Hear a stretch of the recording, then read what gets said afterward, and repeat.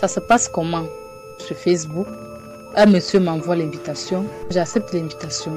L'histoire de Pulchérie avec les réseaux sociaux est similaire à celle de plusieurs jeunes de son âge, victimes d'escroqueries sur Internet. À 2 reprises, Pulchérie s'est fait escroquer de l'argent par des prédateurs du web cachés derrière des fausses identités sur les réseaux sociaux. Mais c'est la dernière expérience avec un correspondant qui lui promettait un morceau de rêve à travers son frère supposé, sorti d'une école prestigieuse au Cameroun, qui l'a surtout marqué. Il commence à m'écrire, il me dit « Ma chérie, si je t'ai envoyé le message, c'est pas parce que je veux te draguer ou bien que tu te fais quoi que ce soit. Tu es une très belle femme. C'est que mon frère me dérange. Comme il venait de sortir de l'ENAM et tout, il a besoin d'une femme.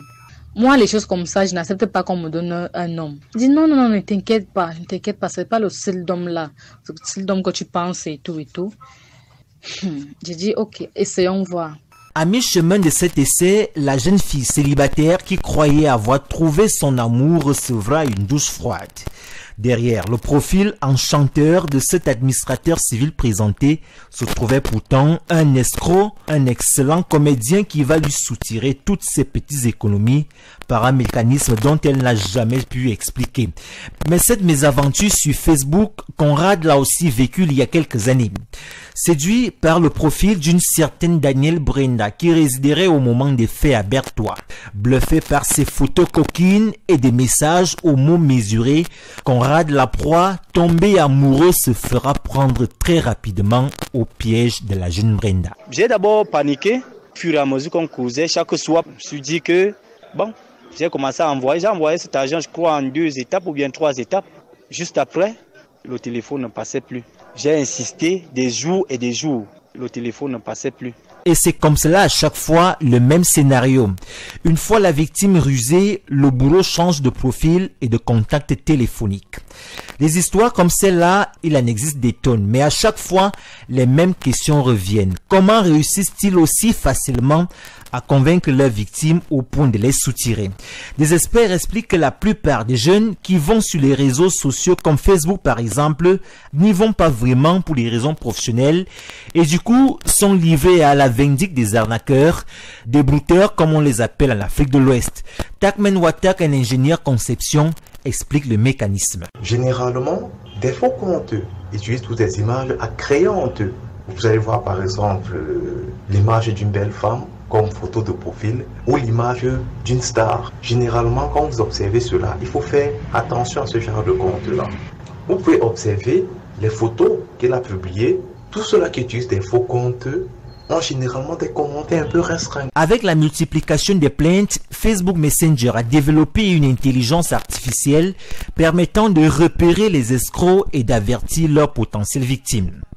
En annonçant cette innovation le 21 mai 2020, Facebook explique que grâce à ce système de communication des smartphones à l'arrière-plan, les messages de sécurité apparaissent directement dans le fil des échanges pour avertir l'internaute de la qualité douteuse de son interlocuteur, ceci dans le strict respect de sa vie privée.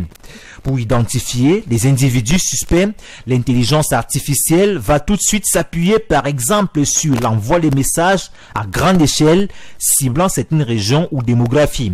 Sauf que avoir un compte non identifié clairement n'est pas synonyme d'un faux compte, mais si jamais ce compte est supprimé sur la base de ces 2 éléments, le propriétaire peut saisir tout de suite la direction de Facebook qui va statuer à travers le conseil de surveillance de ces réseaux sociaux constitué de 20 membres parmi lesquels se trouve la Camerounaise Julie Ouno, directrice d'Internet sans frontières. Les utilisateurs de Facebook qui ne seraient pas satisfaits pourront faire appel de la décision auprès du conseil de surveillance et le charge ensuite au conseil de surveillance de prendre une décision finale sur le contenu en question en application non plus seulement des standards de la communauté de Facebook, donc en gros on pourrait dire de la loi de Facebook sur les contenus qui circulent sur ces plateformes, mais plus globalement en application avec les principes de droit international et notamment ceux qui protègent la liberté d'expression. Depuis plus de 10 ans, l'ANTIC, l'Agence nationale des technologies de l'information et de la communication,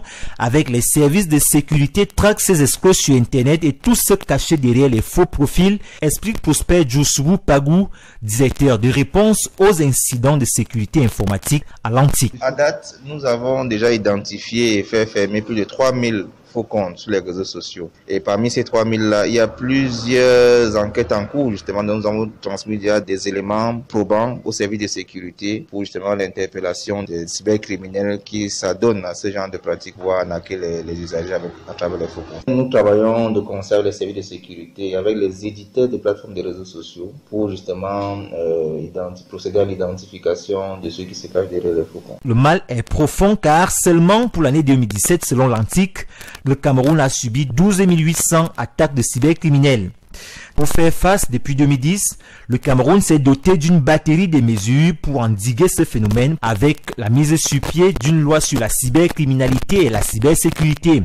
Mais ces mesures s'avèrent malheureusement infructueuses au regard de la montée de la cybercriminalité au Cameroun.